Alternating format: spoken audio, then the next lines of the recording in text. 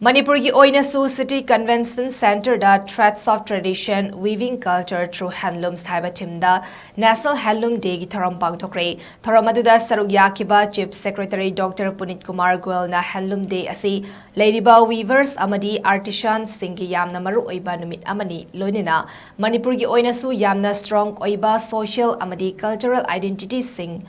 Fisalon sa tawbuda utok pangami haina fongdoki magda makatana moirang fi amadi wangkai fi tongan ba fazaraba puwari ga sagon na bawari sing leizai amadi mioi lak ani henbana handloom worker oiduna sector asida chauba thodang loduna India ge handloom map da mafom ama kanba ngamli haina su fongdoki badanatana Manipur gi oina Chauthok Saningai Oiba top topa gun chenba design charter yankai amadi recognized Tauraba handicraft kuntaruk lazy haiba wafam su thamki loinina government ki maikiri su artisan amadi weavers singbu bating pangnaba scheme kaya hodokli amadi makoi gi darkar oiba polam sing supply tawduna lakli makha tanasu supply tawna ba thavak sing paikhatki gani haina fongdoki Thoramaduda Manipur Threads of Heritage